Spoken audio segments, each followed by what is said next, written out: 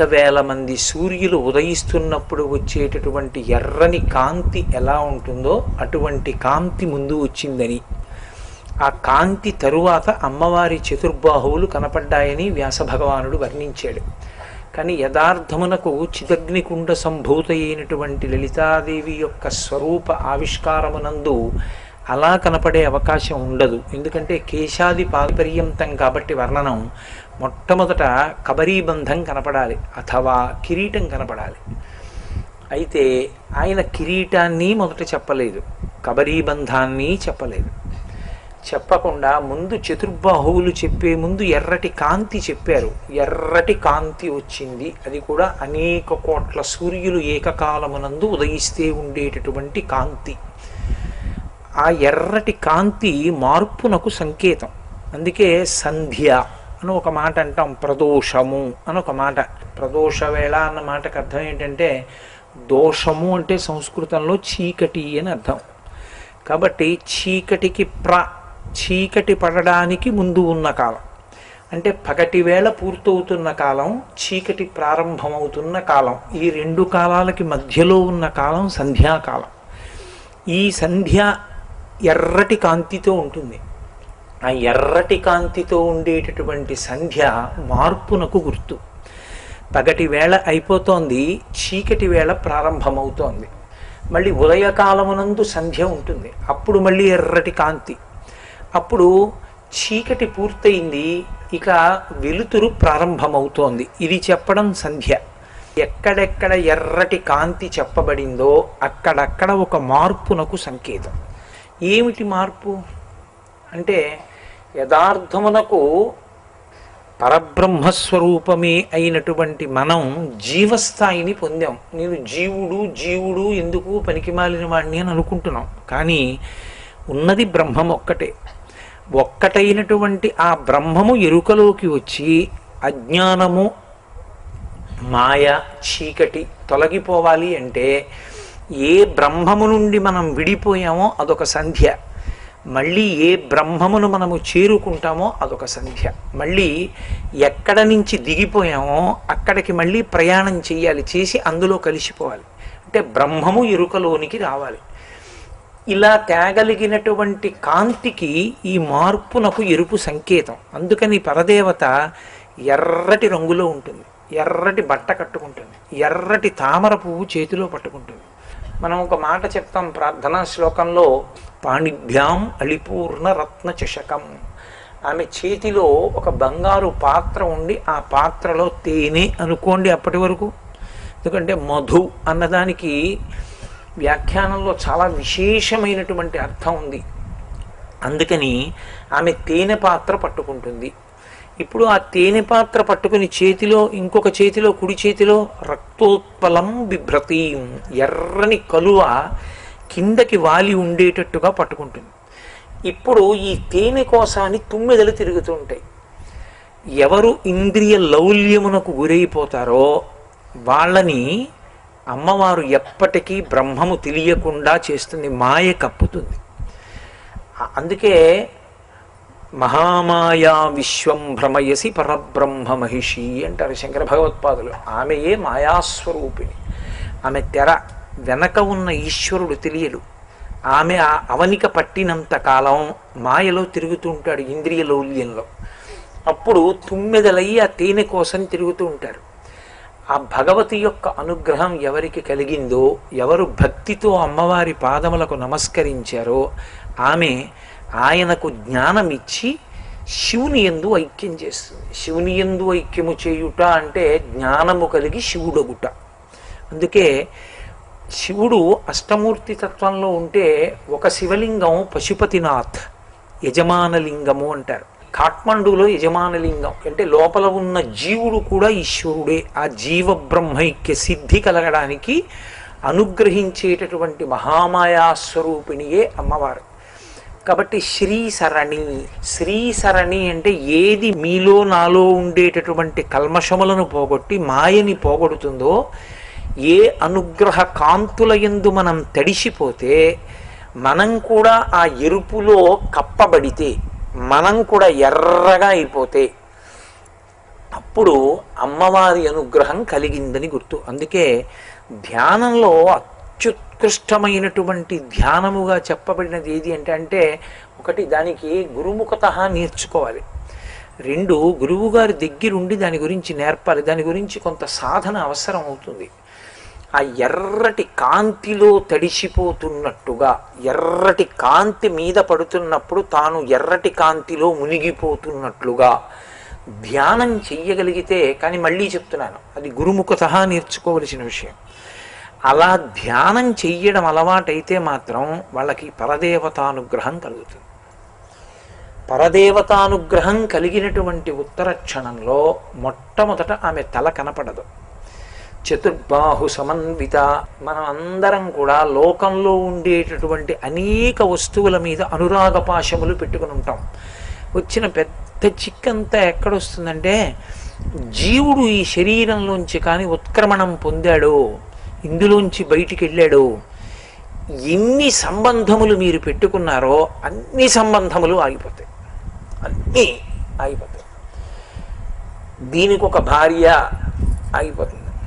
ఇక జీవుడు భార్య కాడు, ఎవరికి భర్త కాడు, ఎవరికీ తండ్రి కాడు, ఎవరికీ గురువు కాడు, ఎవరికీ అన్న కాడు, ఎవరికీ తమ్ముడు కాడు, ఎవరికీ యజమాని కాడు. ఏ ఆస్తికి అతను యజమాని కాలేడు. అతను శరీరం నుంచి విడివడగానే పెట్టుకున్న సంబంధములన్నీ కూడా తెగిపోతాయి. అది ఆపలేని పరిణామం. శరీరంలోంచి వెళ్ళిపోతాడు జీవుడు ఒకనాడు. అప్పుడు ఈ అనుబంధాలన్నీ ఏమయ్యాయి? ఎందుకు పనికి రాకుండా అయిపోతాయి. దీన్ని వాడుకోవడం వచ్చిందనుకోండి, దాన్నే పరమహంస అంటారు. చేతికి నూనె రాసుకుని పనసకాయ కొట్టడం వచ్చిన వాడికి ఎలా అయితే జిగురంటుకోదో, అలా సంసారమునందుండి సంసారమునందు ఉండేటటువంటి అనుబంధములను ఈశ్వరుణ్ణి చేరుకోవడానికి ప్రస్థానముగా ఉపయోగించుకోవడం అలవాటైతే దానివల్ల దోషం రాదు. కాబట్టి యజ్ఞాధికారము, ఆ యజ్ఞము యాగము భగవంతుని చేరేటటువంటి ప్రక్రియ, వీటి యందు అనుబంధములను ఏర్పాటు చేసుకున్న వాటిని మీరు సక్రమంగా వినియోగించుకోగలిగితే అవి ప్రతిబంధకములు కావు, అభ్యున్నతికి హేతువులు. అవి వృద్ధికి కారకం అవుతాయి, జీవుడు ఈశ్వరుణ్ణి చేరడానికి కారణం అవుతాయి. కాళిదాసు మహాకవి, ఆయనకి కనపడింది కూడా చతుర్బాహు సమన్విత అయిన పరదేవతే కనపడింది. చతుర్భుజే చంద్రకళావతంసే కుచోన్నతే కుంకుమ రాగశోణి పుండ్రేక్షు పాశాంకుశ పుష్పబాణహస్తే నమస్తే జగదేక మాతః. అంటే ఎవరెవరు పరదేవతానుగ్రహాన్ని పొంది భగవంతుడి వైపుకు మారారో వాళ్ళందరూ పరదేవత యొక్క అనుగ్రహం చేతనే అలా కాగలిగారు. అందుకే కాళిదాస మహాకవి మొట్టమొదటి శ్లోకం అదే. కాబట్టి ఆ తల్లి పరమేశ్వరుడి వైపుకి తిప్పుతుంది. ఆ తిప్పడం ఉడుపు అంతే.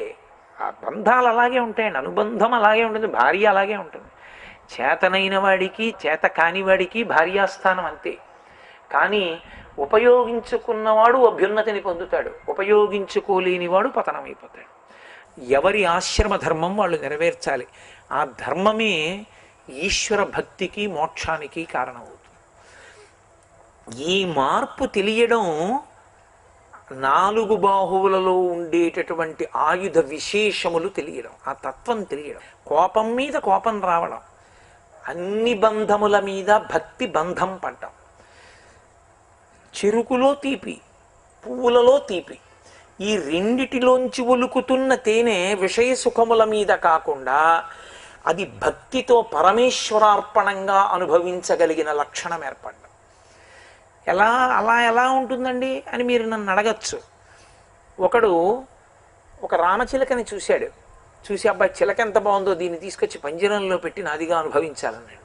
ఇంకొకడు అన్నాడు, అంత ఆకుపచ్చటి రంగు అలది, ఎర్రటి ముక్కు పెట్టి పండు తినేటప్పుడు అంత అందంగా కురికి తినేటట్టుగా ఇలా అంటుందంతే, ముక్క కింది ఆ నోటి యొక్క ఆ కింది చంపుటంలోకి వెళ్ళిపోతుంది.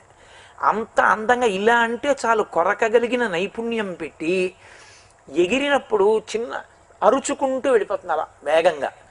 అలా వెళ్ళిపోయేటట్టు నిర్మించిన ఈశ్వరుడు ఎంతటి ప్రజ్ఞాశాలి. గోరింక అలా ఎగరదు, చిలక అలా ఎగురుతుంది. ఏమి ప్రజ్ఞ, ఏమి శిల్పి అన్నాడు ఒకడు. ఇద్దరూ ప్రకృతినే పరిశీలనం చేశారు. ఒకడు అది తన భోగమునకు కావాలన్నాడు, ఒకడు దాని యందు ఈశ్వర విభూతి దర్శనం చేశాడు. ఒకడు అభ్యున్నతిని పొందుతున్నాడు, ఒకడు పతనం అవుతున్నాడు.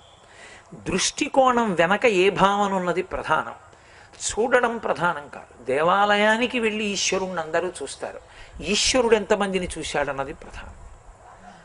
ఈశ్వరుడు నిన్ను చూడాలని తహతహలాడుతున్నాడా? వాడు వస్తున్నాడు రా అని ఈశ్వరుడు బాగా కళ్ళు విప్పి వచ్చేస్తున్నాడే, లక్ష్మి అటు ఇటు చూడక చూడు చూడు చూడు వచ్చేస్తున్నాడు వాడు అని ఆయన అన్నాడా? అలా ఎప్పుడు అంటాడు? నీకు ఆ పరిశీలనం ఉండి ప్రకృతి యందు నువ్వు ఈశ్వర విభూతి దర్శనం చేయడం నీకు అలవాటైతే నువ్వు ఋషివి. అప్పుడు నీ ఆగమనానికి ఈశ్వరుడు పొంగిపోతాడు, పరవశించిపోతాడు. అలా బ్రతకడం రావడం అంటే భావన శుద్ధి పొందడం. అదే పువ్వులో ఉన్న తేనె, చెరుకులో ఉన్న తేనె విషయం వైపుకి ఒలకకుండా భగవంతుడి వైపుకి ఒలకడం. ఇద్దరూ ఆ తేనె తాగారు, ఒకడు విషయ సుఖంగా తాగాడు, ఒకడు భగవంతుని యొక్క పాదముల నుండి స్రవించేటటువంటి మకరందంగా తాగాడు. అందుకే ప్రహ్లాదుడు అంటాడు, అంబుజోదర దివ్య పాదారవింద చింతనామృతపాన విశేషమప్త చిత్తమీరీతి ఇతర విషయంబు చేరనేర్చు వినుత గుణశీల మాటలు వేయునేలా అంటాడు. ఆయనకి భగవత్ సంబంధంతో విశ్వం, భోగ సంబంధంతో విశ్వం హిరణ్యకశిపుడు. అంతే తేడా, ఇద్దరికీ తేడా అక్కడే వచ్చింది. అసలు ఆ భావన రానంత కాలం మీరు ఏ చిలక పలుకులు పలకండి, మీరు ఏం చెయ్యండి, అవన్నీ ఒక స్థాయిలో ఉన్నటువంటి విషయాలు. అసలు ఆ భావన యందు మార్పు రావాలి. అసలు ఆ విషయాన్ని సమన్వయం చేసుకునేటటువంటి రీతిలో అది మనసు మీద ప్రభావం చూపించాలి, మనసు లొంగాలి. అది లొంగిందనుకోండి, అది మీరు ఇచ్చిన ఆదేశాలకి అనుగుణంగా ఎప్పుడూ పవిత్ర భావనలే చేయడానికి అది అలవాటు పడిపోయిందనుకోండి, అపవిత్ర విషయ స్పర్శని తిరస్కరించడం దానికి అలవాటు అయిందనుకోండి, అది అందులో అభినందించగలిగిన తత్వం దానికి పోయిందనుకోండి. ఎందుకు అభినందించాడంటే అందంగా లేదని అభినందించడం కాదు ఆయనకి కావలసింది. ఆయనకి కావలసింది భగవత్ స్పర్శ. అది లేకపోతే ఆయన అభినందించలేడు. భగవత్ స్పర్శ ఉంది, ఆయన అభినందిస్తాడు. ఇది ఋషితత్వము అంటారు. ఆ తత్వం అలవాటైంది, ఈశ్వరుడు పొంగిపోతాడు. అది నీకు రాలేదు, ఈశ్వరుడు అసహ్యించుకుంటాడు. ఇది అమ్మవారి యొక్క చేతులను చూసిన తరువాత, ఆయుధములను చూసిన తరువాత వచ్చిన మార్పు. అందుకని మళ్ళీ ఎరుపు రావాలి. అందుకని ఉద్యద్భాను సహస్రాభా చతుర్బాహు సమన్విత రాగస్వరూప పాషాఢ్య క్రోధాకార అంకుశోజ్వల మనోరూపేక్షుకోదండ పంచతన్మాత్ర సాయక. అందుకే లలితా సహస్రనామ స్తోత్రానికి ఒక వైభవం ఉన్నది. అది ఏ ఇతర సహస్రనామ స్తోత్రమునకు లేదు. అది ఒక్క లలితా సహస్రనామ స్తోత్రానికే ఉన్నటువంటి పరమోత్కృష్టమైన వైభవం. ఎందుకో తెలుసా? మీ ప్రమేయం లేకుండా మీరు లలితా సహస్రం కొంచెం అర్థమైందా, మీ మనసు రమించిందా, మీరు గబగబా చదవడం అన్నది ఇక మీకు సాధ్యం కాదు. గబగబా చదవడం అసలు మీకు కుదరనే కుదరదు లలితా సహస్రం. ఎందుకో తెలుసా? జపా పుష్ప నిభాకృతి. బాగా విచ్చుకునేది మందార పువ్వు, బాగా ముడుచుకుపోయేది మందార పువ్వు. చిన్న విగ్రహం దగ్గర మందార పువ్వుని మీరు బాగా దగ్గరగా పెట్టారనుకోండి, ఏనుగు తొండం చుట్టినట్టుగా అది తన కేసరంతో పరమేశ్వరుణ్ణి చుట్టేసి శరీరం విడిచిపెట్టే ముందు పరమేశ్వరుడి పాదాలు కౌగిలించుకుని వదిలేసిందా అన్నట్టుగా తన యొక్క ఆ రేఖలతోటి కప్పేసి ముడిచేస్తుంది. మీరు తొందరపడి మరునాడు ఉదయం నిర్మాల్యానికి మందార పువ్వుని లాగితే అది విగ్రహాన్ని తీసుకొచ్చేస్తుంది, అలా పట్టేసుకుంటుంది. అది ముడుచుకున్నా అలా ముడుచుకుంటుంది. అందుకే సూర్యోదయం తర్వాత అన్నిటికన్నా ఆలస్యంగా విచ్చుకున్నా అదే విచ్చుకుంటుంది, బాగా రెక్కలు విరిగిపోయేటట్టు విచ్చుకుంటుంది. ఇలా జపా పుష్ప నిభాకృతి అంత మెల్లగా చదవాలి. ఎందుకని అంటే నిజంగా లలితా సహస్రం చదివినవాడు కళ్ళు మూసుకుని మనోరూపేక్షుకోదండ అంటే అమ్మవారు పట్టుకున్న చెరుకు విల్లు, దాని తత్వం ఒక్కసారి ఆ తల్లి యొక్క చెయ్యి, ఆ వేళ్ళ ఉంగరాలు దర్శనం అయ్యాయి అనుకోండి, ఆ చెరుకు విల్లు పైనుంచి కిందకి చూడడంలో అమ్మ పట్టు చీర అంచు, అందులో పాదం కనపడుతున్నాయి అనుకోండి, అంతే. అతనికి ఇక తర్వాత అది గుర్తురాదు. అదే అంటుంటాడు, మనోరూపేక్షుకోదండ, మనోరూపేక్షుకోదండ అంటుంటాడు. భార్య వంటింట్లోంచి వచ్చి పంచతన్మాత్రసాయక అంటుంది. ఈయనంటాడు, నాకు రాదనుకున్నావా, భంగం చేసేసావు నా తపస్సుకి. అంటే లలితా సహస్రము ధ్యానయోగము, మీ ప్రమేయం లేకుండా భగవతి దర్శనం వైపుకి నడిపించేస్తుంది. అందుకే లలితా సహస్రాన్ని వ్యాసుడు ఇవ్వలేదు. అమ్మవారు లోకాన్ని కటాక్షించాలనుకుంది, ఎవరు చెప్పగలరది? అందుకని వాగ్దేవీ స్వరూపములైన వసిన్యాది దేవతల్ని పిలిచింది. పిలిచి, నేను మీకు శక్తినిస్తున్నాను, ఆవిడ శక్తి ఇవ్వనిదే, ఆవిడ అనుగ్రహించనిదే ఆవిడ గురించి పలకలేరు మీరు. ఎందుకో తెలుసా? భావతరంగములు కానీ వాక్కు కానీ పరా పశ్యంతి మధ్యమా వైఖరి అవన్నీ ఆవిడ స్వరూపాలు. ఆవిడ గురించి పలకాలంటే ఆ భక్తి ఉంటే తప్ప ఆవిడ పలకనివ్వదు. ఆవిడ లోపల ప్రచోదనానికి నిలబడదు. అప్పుడు ఆ ప్రసంగం పేలవం అవుతుంది. ఎందుకంటే దానికి కూర్పు ఉండదు, దాని యందు సారమును ఆవిష్కరించలేడు. అది కేవలం భగవతి యొక్క కృపచేత మాత్రమే చెయ్యగలం. అదే కాదు, ఏదైనా ఆకలి వెయ్యాలంటే ఆ తల్లి అనుగ్రహం. యాదేవి సర్వభూతేషు క్షుధారూపేణ సంస్థిత నమస్తస్యై నమస్తస్యై నమస్తస్యై నమో నమః. లలితా సహస్రం చదివేటప్పుడు మెల్లగా చదివితే అమ్మవారి యొక్క అనుగ్రహ కాంతులు మీ మీద పడతాయి. అలా వచ్చిన వాడెవరో, వాడు చతుర్బాహు సమన్విత, ఇవన్నీ చూస్తే మనోరూపేక్షుకోదండ పంచతన్మాత్ర సాయక, తర్వాత మళ్ళీ వెంటనే ఏం చెప్పాలి? అసలు నిజానికి తల దగ్గరికి వెళ్ళాలి. వెళ్ళాడు ఆయన? వెళ్ళలేదు. నిజారుణ ప్రభాపూర మజ్జద్బ్రహ్మాండ మండల. లలితా సహస్రనామ స్తోత్రంలో ఒక ఇబ్బంది ఒకటి ఉంటుంది, చాలా జాగ్రత్తగా ఉండాలి. 16 అక్షరముల నామములు తిరుగుతాయి. అకస్మాత్తుగా 3 అక్షరాలు 1 అక్షరం నామం తిరుగుతాయి. మీరు విష్ణు సహస్రం అనుష్ఠుపుకు అలవాటు పడిపోయి లలితా సహస్రాన్ని 16 అక్షరాలది 8 దగ్గర విరిచేశారనుకోండి, వ్యతిరేక అర్థాలు వచ్చేస్తాయి. ఏ అర్థం అమ్మవారిని స్తోత్రం చేస్తుందో దానికి వ్యతిరేక అర్థం వస్తుంది.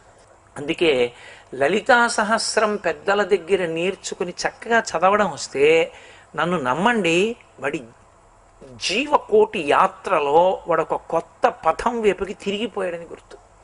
అరుణాచల దర్శనం చేస్తే జీవుడి ప్రయాణంలో గీత గీస్తారు. అరుణాచల దర్శనమునకు పూర్వము, అరుణాచల దర్శనము తర్వాత అని గీత గీస్తారు.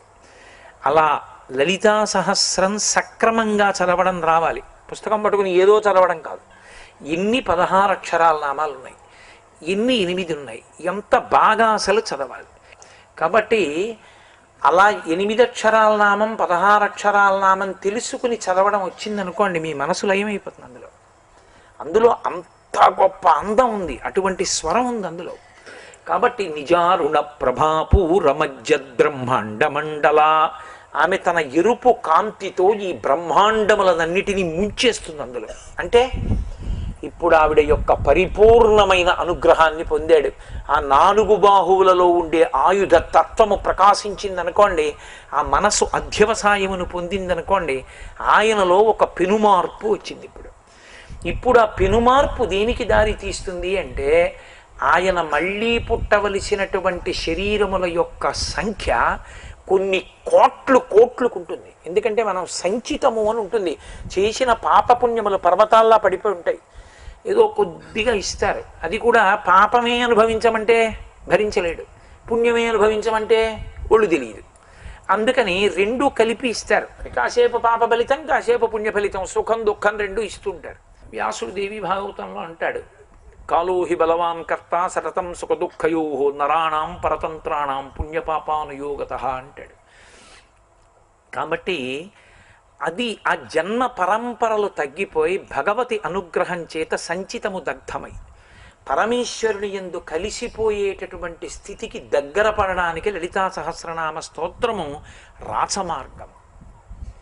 కాబట్టి ఆ ఎరుపులో మునిగిపోయిన వాడెవడో మజ్జద్బ్రహ్మాండ మండల, మళ్ళీ ఎరుపు. అందుకే అటు ఇటు ఎరుపు.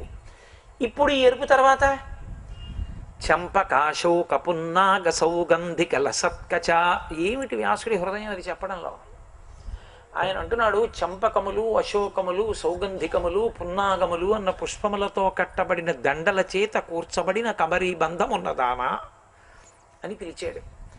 అంటే ఏమిటి ఆయన చెప్పాలనుకున్నాడు మనకి అంటే, చంపకము పెద్ద పెద్ద పూలు, సంపంగి పూలు మీరు చూస్తారు కదా, సంపంగి పువ్వు అంటే ఆకుపచ్చ సంపంగి అని ఒకటి ఉంటుంది, అది కాదు. ఆకుపచ్చ సంపంగి ఎందు మకరందం లేదు. సింహాచల సంపంగి అంటారు, కొంచెం కాషాయ వర్ణంలో ఉంటుంది, చాలా గొప్పగా ఉంటుంది. అది పూజ చేసి తలుపులేసి మర్నాడు తలుపులు తీస్తే గొప్ప గుబాళింపు ఉంటుంది పూజా మందిరం అంతా. అటువంటి ఆ సంపంగి పువ్వు పెద్ద పువ్వు, దాన్ని బాగా దగ్గరగా పెట్టి దండ కట్టారనుకోండి, అంటే మామూలుగా కాదు, చాలా గుత్తిగా దండ కట్టారనుకోండి, అది ఇంత లావు దండ వస్తుంది. అలాగే సౌగంధికా పుష్పములు అని ఉంటాయి, ఆ సౌగంధికా పుష్పముల యొక్క దండ, అలాగే పున్నాగ పూల దండ, ఇవన్నీ ఆవిడ కబరీ బంధంలో పెట్టుకుంటుంది. చిన్న కబరీ బంధం అనుకోండి, అందులో ఏదో ఇంత జాజి పూల మొక్క పెట్టుకోగలరు, కానీ చామంతి పూల దండ ఇచ్చి పెట్టుకోండి అంటే ఏం పెట్టుకుంటారు? కుదిరే విషయం కాదు. అమ్మవారి కబరీ బంధంలో అంతలావుగా ఉండేటటువంటి పెద్ద పెద్ద పూలదండలు పట్టాయి. అంటే ఎంత పెద్దదై ఉండాలి ఆవిడ కబరీ బంధం? చాలా పెద్దదై ఉండాలి. ఎంత పెద్దదై ఉండొచ్చు? దర్శనం అన్న మాటకు అర్థం అది. పోతన గారు అనుభవించారు. గజేంద్ర మోక్ష సన్నివేశంలో లక్ష్మీదేవి వెళుతూ ఉంటుంది. తత్వం తెలియని వాడికి లక్ష్మి వేరు లలిత వేరు, కానీ తత్వం తెలిసిన వాడికి ఒకటే స్వరూపం. సీతమ్మోటి లలితోటి, లక్ష్మోటి లలితోటి అలా ఏమి ఉండవు, ఉన్నది ఒక్క పరదేవతా స్వరూపమే. ఆవిడే అనేక రూపాలు ఎత్తుతుంది.